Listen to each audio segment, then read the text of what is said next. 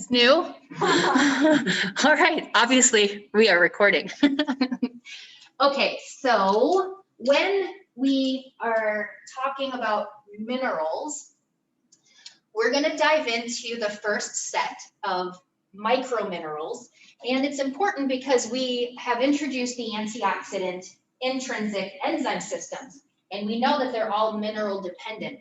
So we have an iron catalase, we have selenium glutathione peroxidase, we also have a copper zinc as well as a manganese SOD, superoxide dismutase. So we're going to group these together because they're all intimately related to antioxidant protection as some of their primary roles. So that's why we're going to keep copper, iron, zinc, and manganese together as we dive into this first batch of microminerals. So we definitely need to keep in mind three outcomes of eating dietary sources, whether it's a supplement or a food. What's going to potentially happen with that mineral is either the enterocyte is going to keep it.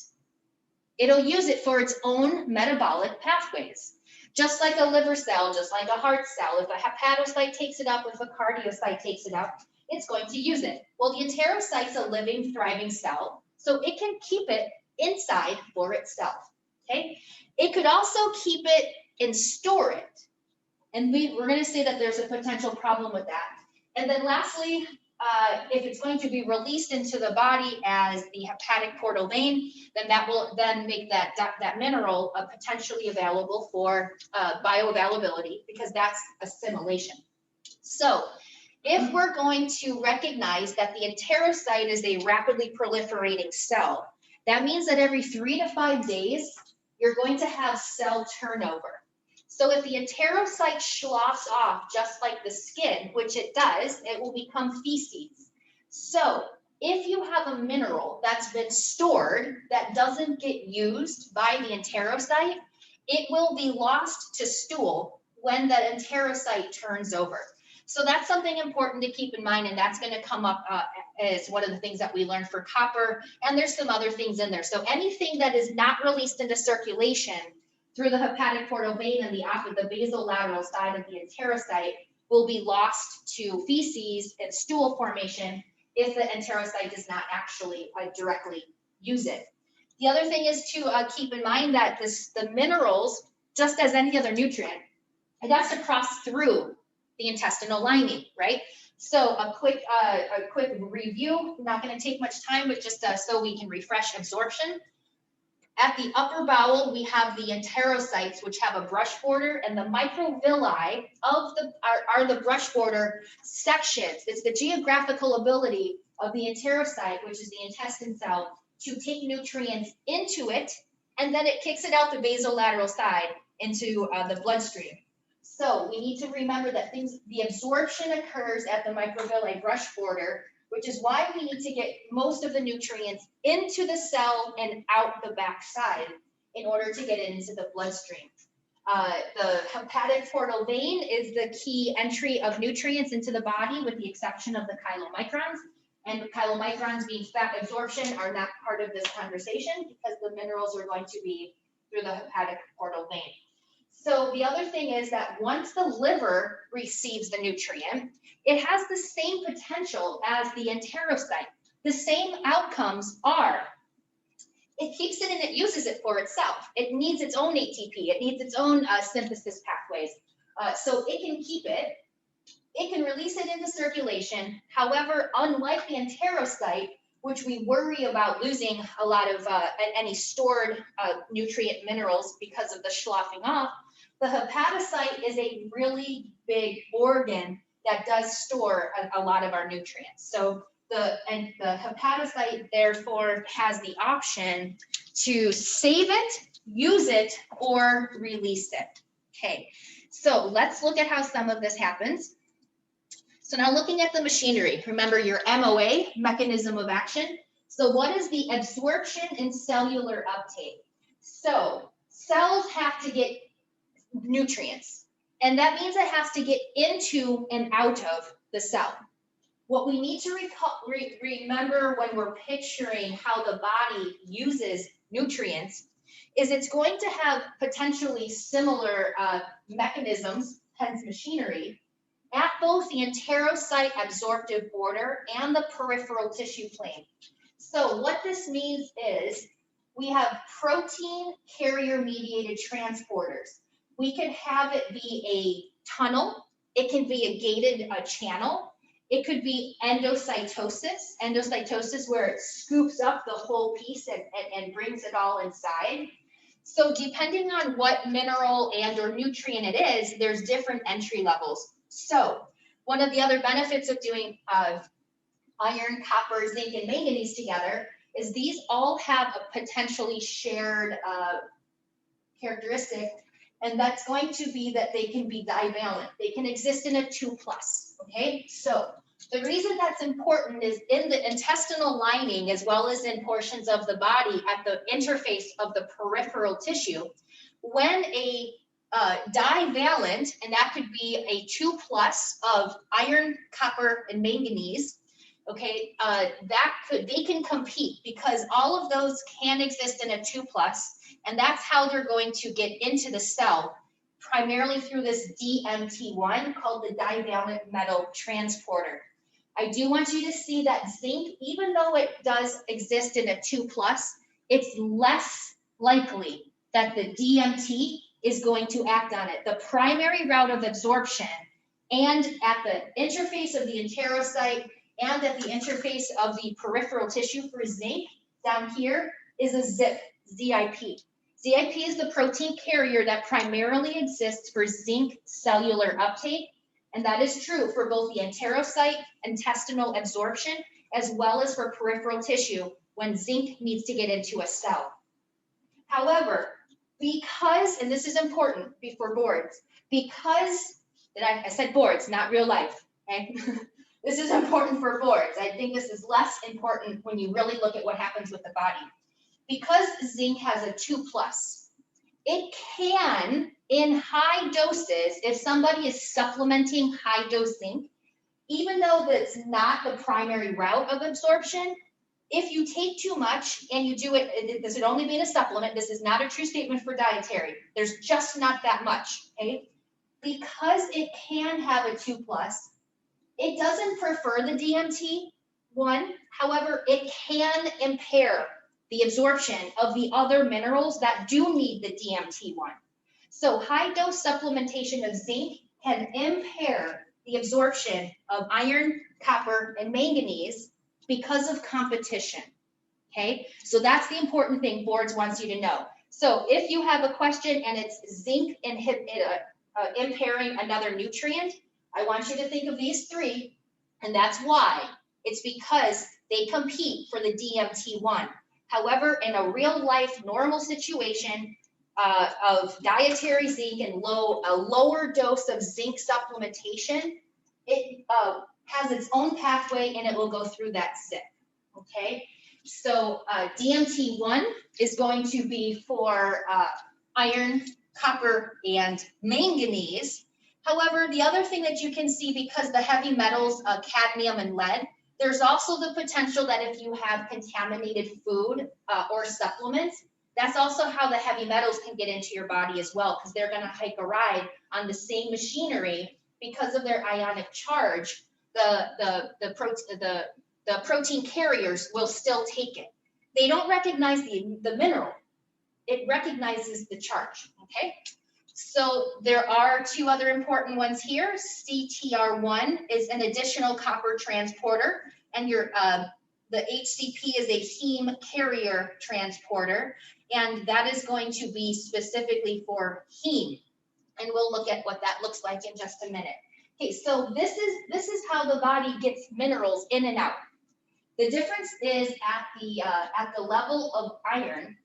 Iron is going to primarily get in from your DMT1 if it's elemental plant-based, okay?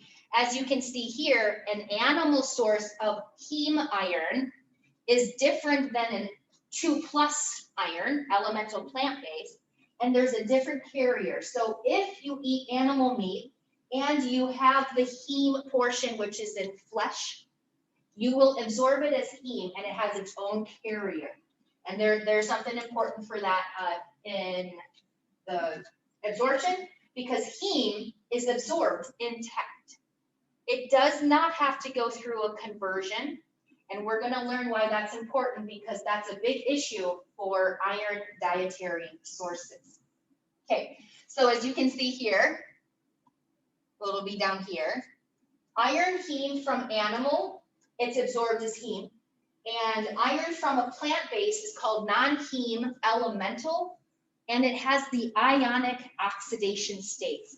And that's going to be an issue for its absorption, because that's where the DMT is important. So iron 2+ has to be the ionic state. That is not heme.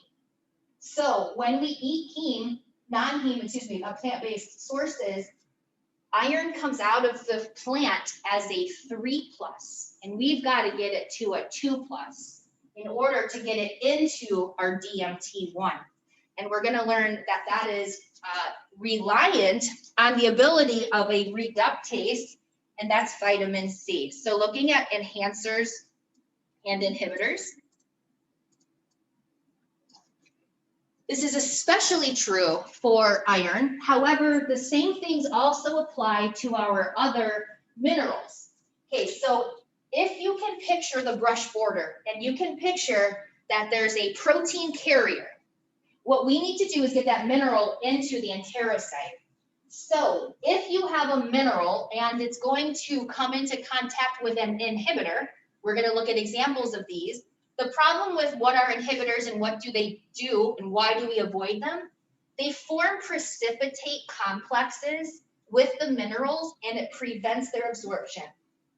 If you form a precipitate with an oxalate, a phytate, or a polyphenol, you prevent the mineral from being absorbed. It can't cross the brush border. It cannot interact with its protein carrier transporter protein.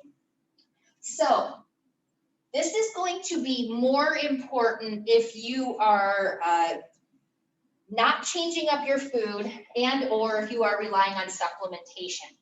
Okay, so if you have a normal amount of food that's intermixed, the little bit of precipitation in the long run cannot cause an outright deficiency. However, if you have people who don't eat meat and don't have the different forms of food, that's when some of the complexes can become a problem.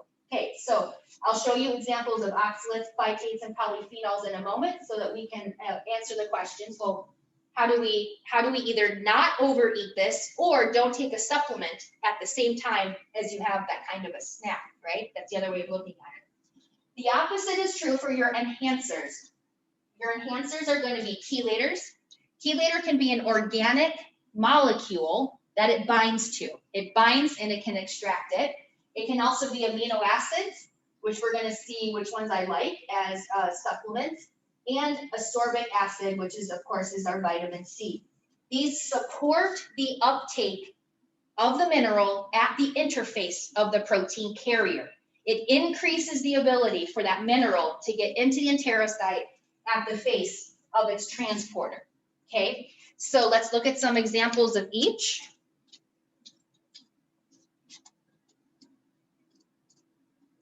If you're going to have the inhibitors, your inhibitors are going to be legumes, lentils, phytates, and polyphenols. So legumes are basically lentils, peas, and any type of bean, including your chickpeas, which is your, not tahini, your dip that's delicious. Hummus, yes, so good.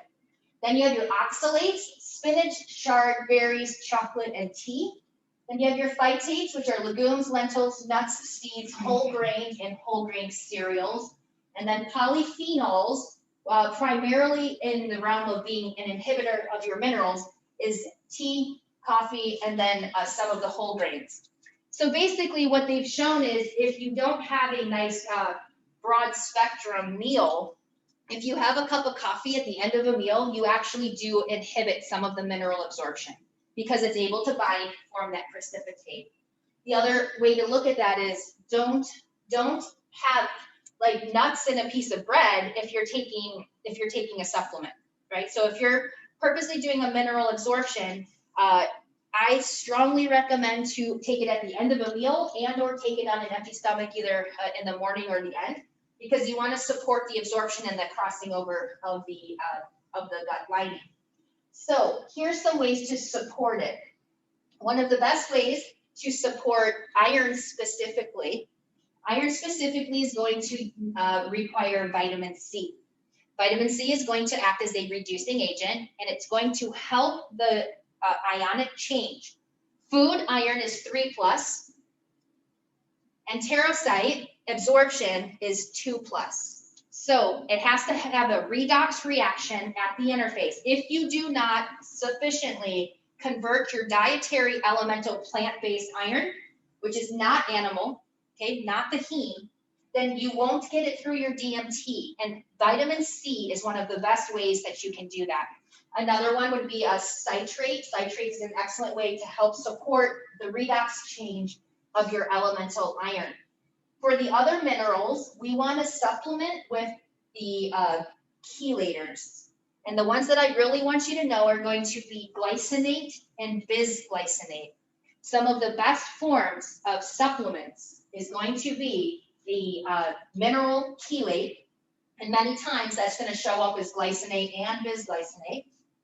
Picolinate, gluconate, sulfate are other good ones. If I had to pick, I'm going to follow up with the sulfate because of this super important synergistic roles that sulfur has, which we look at in another week or so. Okay, so what it does is it makes sure that the mineral is soluble, and it also helps it get absorbed at the interface of that protein mediator transporter for uptake. It increases its bioavailability. Okay, so that is how we take advantage of enhancers and how we need to monitor inhibitors when it comes to the mineral absorption. And those slides are just showing you some examples of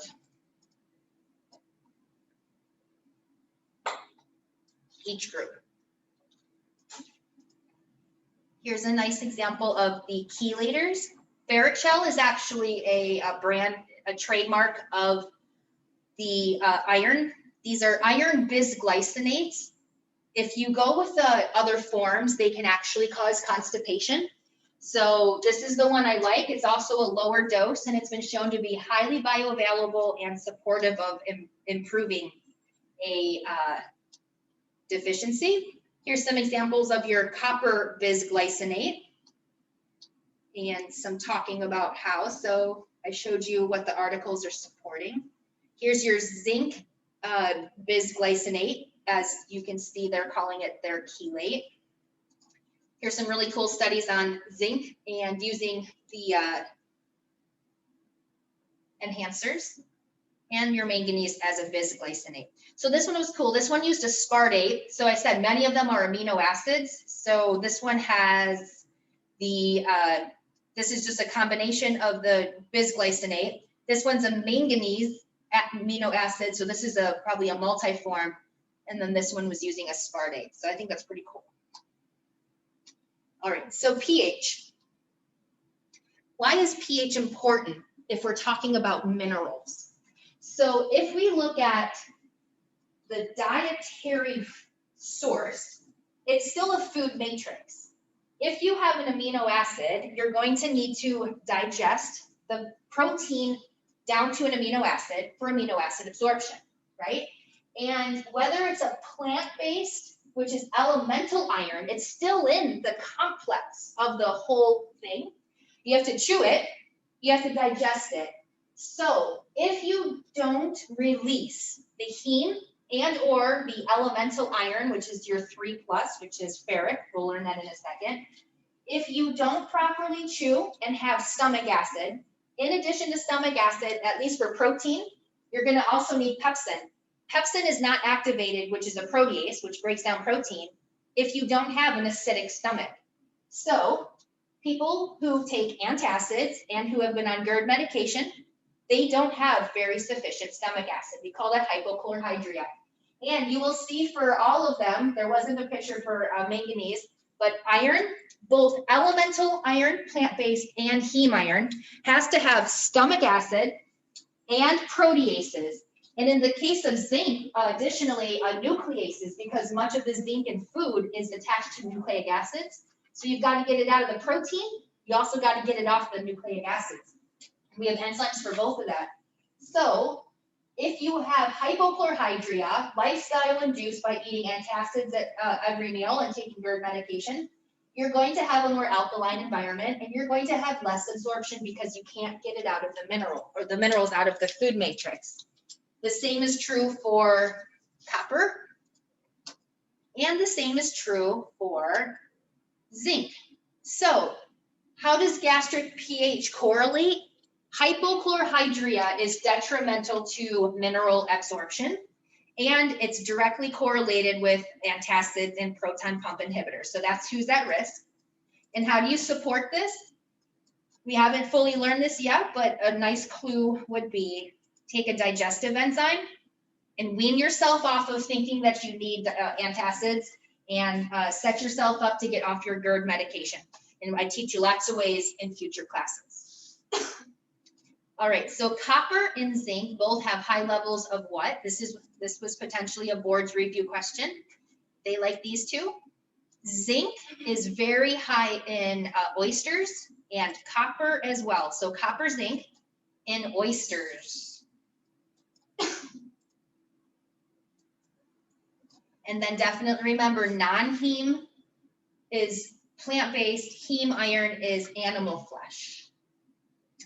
Copper also, I saw a couple board reviews. They also put copper with the chocolate and cocoa. It's minimal, but it was enough for them to mention it. So I would say copper, know your nuts, seeds, grains, legumes, definitely oysters in your chocolate. All right, so let's look at some transporters and some definitions. I would just star this slide. You're going to need this in order to follow through with the rest of the lecture, to use the keywords, okay? So what we do with fair-ic versus fair-us, this is important because the way I remember it is IC3. Now this is only a rule for iron, so you can apply this to iron. If you see ferric and ferrous, that's automatically picture Fe. So if you forgot what it was, that's a nice way, it tells you in the root word. The same thing is true for cuprous. So if you see Cu, that's your ionic, and copper containing metals are called cuprous and cupric. So the way that I remember this is IC3. So the number 3 is the ionic state of ferric.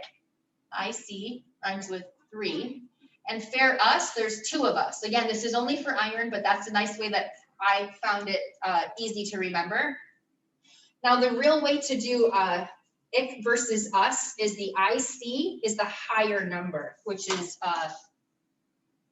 containing the additional positive because it lost its electron for ionic states. However, we need to know that transferrin requires 3+.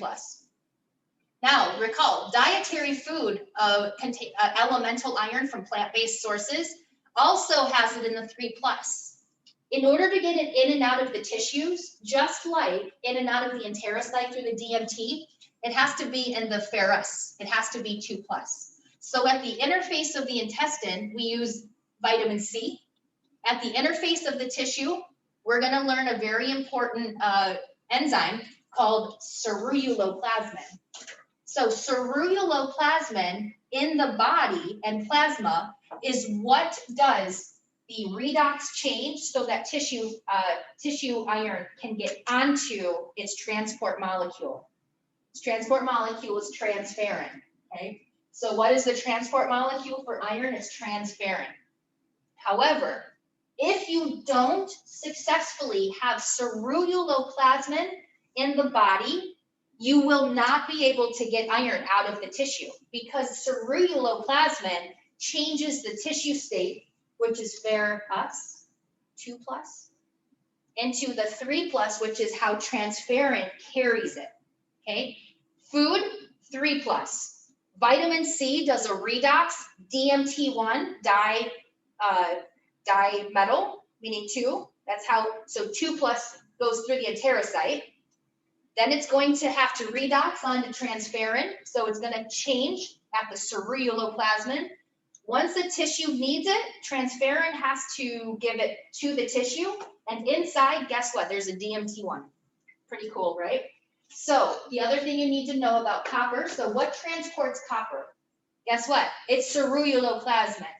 The next thing to know about ceruloplasmin, which is going to be down here somewhere. Ceruloplasmin is a copper-dependent enzyme, protein, copper-dependent protein. It's also called a peroxidase. So if you didn't know what this was doing and this showed up on boards, because you can already see the fur, that would automatically tell you that this enzyme is acting on iron, okay? So copper-dependent ceruloplasmin is in the family of peroxidase, and it is the enzyme that allows iron to change the redox state to get on and off of transferrin. If you are low in copper, you will have the potential to have an iron deficient anemia because copper is dependent. The other thing about ceruloplasmin, it is the transport. Almost 90% of copper is going to be on ceruloplasmin, okay? The transporter for zinc and manganese is actually just albumin. It's just albumin, it loosely binds. Copper can also transfer on albumin as well as a globulin.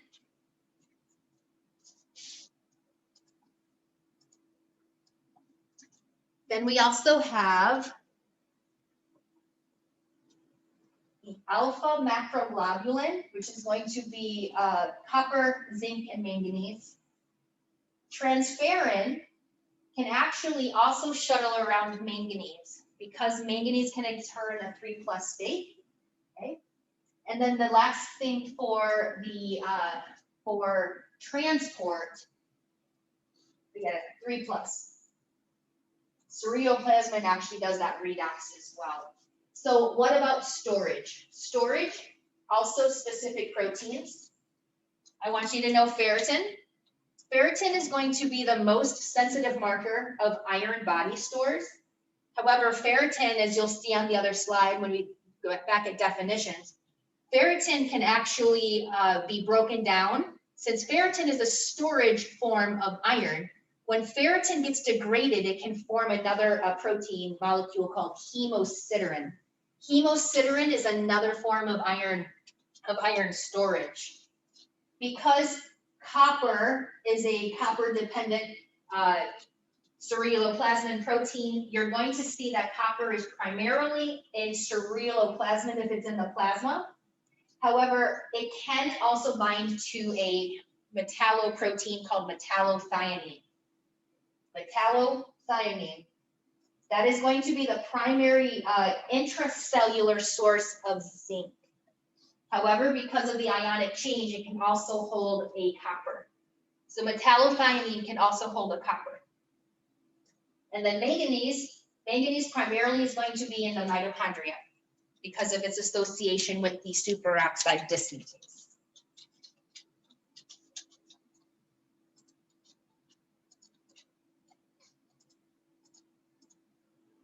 Okay, so we said iron in food, if it comes from plant, is in the 3+ ferric. Once it enters the enterocyte, it's going to have to it has to rely on vitamin C. Then it gets uptaken through the DMT. Once it leaves, it gets onto transferrin. We need ceruloplasmin. So the blood is going to be transferrin in the 3+ because of the transferrin. Once it crosses into the peripheral tissue, it has to go back to its 2+.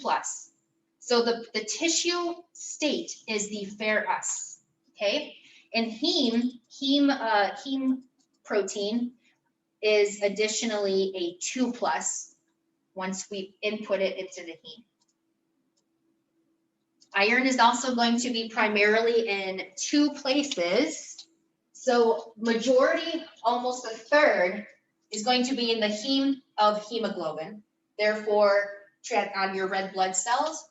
However, red blood cells' lifespan is only 120 days. So that 120 days is going to end up with red blood cells being broken down. And when you degrade hemoglobin, you actually release the heme.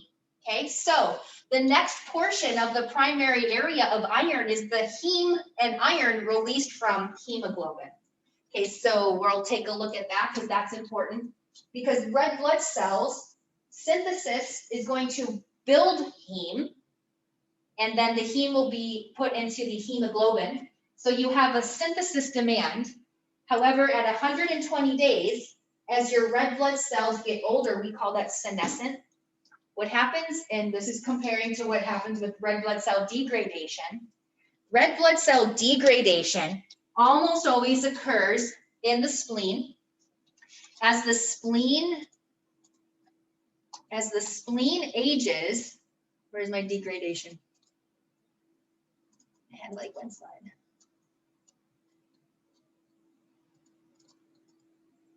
Okay, erythropoiesis, breakdown. 120 days is the lifespan of the red blood cell, and as they get older, we call that senescent. They start to shrink and they change size. That's an indicator to the splenic macrophages of the reticuloendothelial cells, sinusoids of the spleen, and that's a signal for them to do their phagocytic job, and they take the old senescent, aging red blood cells out of circulation safely, no hemolysis. They just take them out, they phagocytose, and then what they do is they break it down. So the hemoglobin is going to be broken down, the heme is going to be further broken down, and the iron is released back onto your ferritin. So iron is being dropped back into the blood through ferritin and or transferrin. However, that hemoglobin breakdown product is going to end up being unconjugated bilirubin. Unconjugated bilirubin is the breakdown product of heme. Okay, so why is compare iron in synthesis, heme synthesis? Heme is going to be a protein that has an iron core versus iron degradation. So once we break down that hemoglobin, it's going to drop that iron back into the blood and it makes it bioavailable.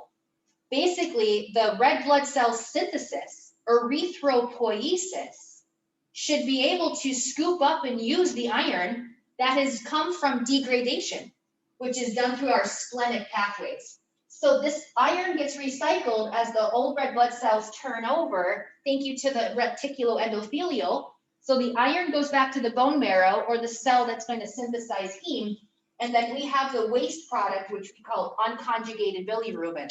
Okay, so that's going to be important because that's going to travel to the liver, and then that's going to correlate to iron because that's a direct breakdown product of the red blood cell.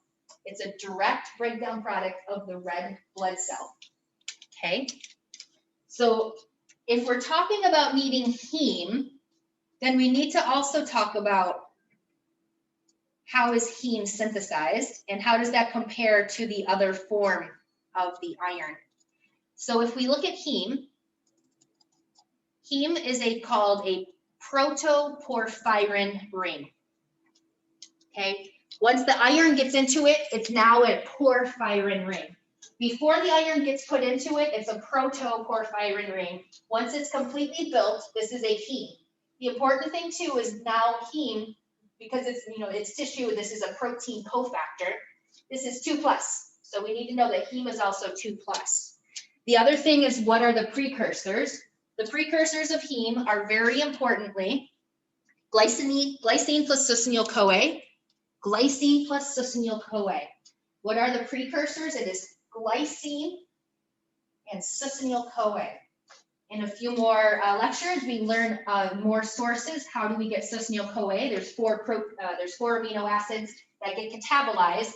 So that's basically 5 amino acids to give us the first step of heme synthesis. The very first step of 8 steps, which is glycine being combined with succinyl-CoA, also requires B6. So what are the precursors? Succinyl-CoA and glycine. What's the B vitamin cofactor? And it is B6. Okay, so what are the heme cofactor roles and how would these correlate to symptoms? Heme is not only vital for hemoglobin, and myoglobin is the storage form of oxygen in the muscle.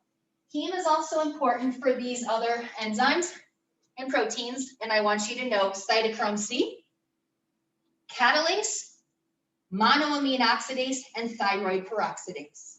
Heme is a cofactor for all of those. So let's see what this does. Thyroid peroxidase, heme dependent, makes thyroid hormone.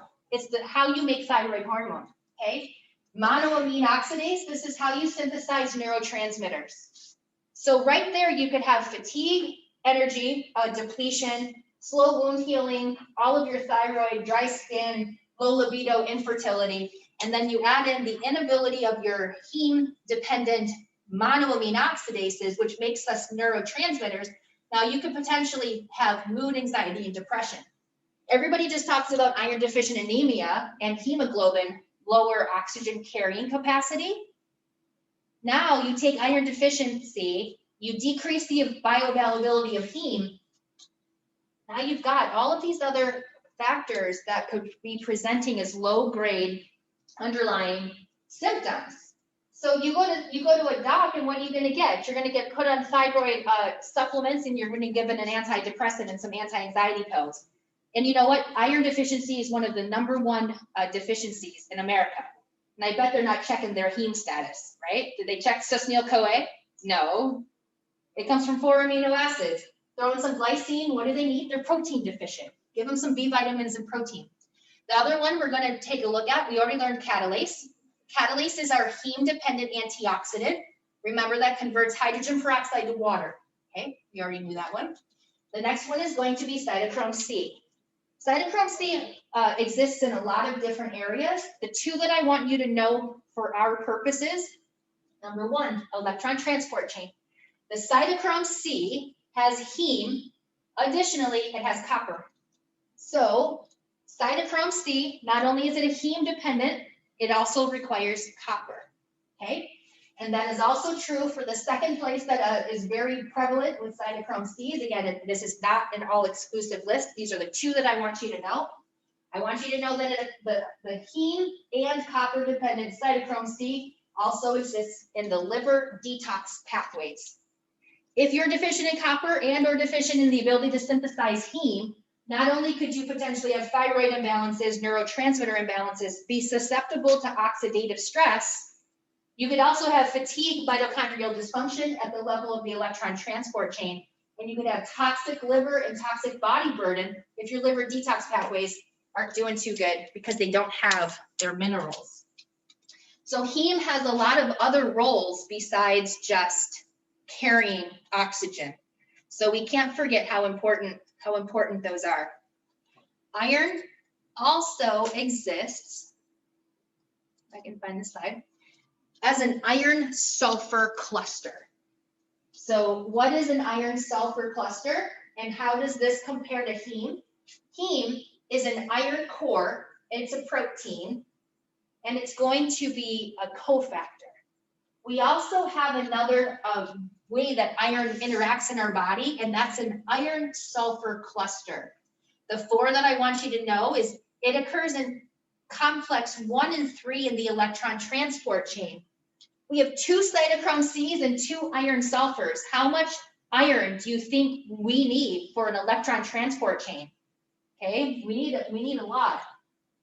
The next one is going to be an IRP. This is an iron response protein. This is for iron regulation. It senses transferrin, and it will influence how good we absorb iron or not at the level of the intestine. We also need iron sulfur clusters for sulfur metabolism and for purine metabolism. And the next slides, I showed you some examples. So where is the iron and sulfur cluster required? That's the electron transport chain. Here's a nice pretty picture. So we've got 2 iron sulfur clusters. We also have 2 cytochrome Cs. Now this is a cool one. How does the iron sulfur cluster correlate to iron homeostasis?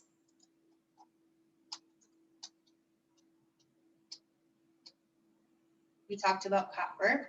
Okay, so we have this iron sulfur cluster, and it is correlated to the structure called an IRP, iron regulatory protein. And what this does is it's going to either have 3 or 4 ions on it.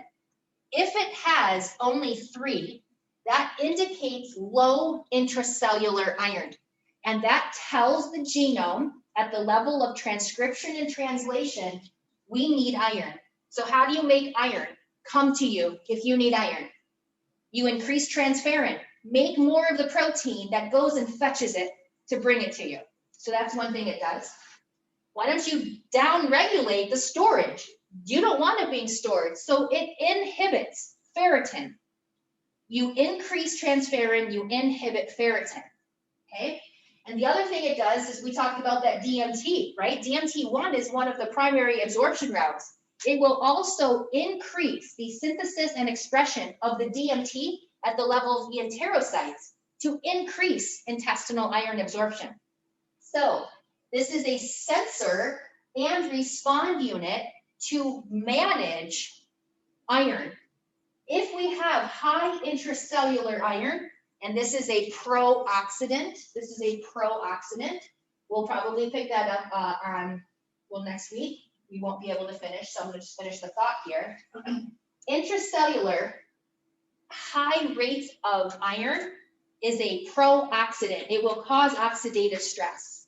And we're going to learn that it does that through a Fenton reaction. So we don't want high intracellular iron. So through our iron sulfur cluster, if we sense that there's too many irons, which would be 4, that's going to not stimulate ferritin. If you don't stimulate ferritin, then you're not going to make the storage, right? We don't want to keep storing it. We don't want it in there. The other thing is if you have 4, the epigenetic expression of the DMT and the transferrin don't get stimulated. If you don't stimulate it, you don't make it. So we don't want to keep absorbing it, and we don't want to keep bringing it to us. So that's how the iron sulfur cluster helps us with iron homeostasis. Okay, we'll pick up there on how iron and copper correlate to oxidative stress and what oxidative stress from excessive iron does to iron absorption.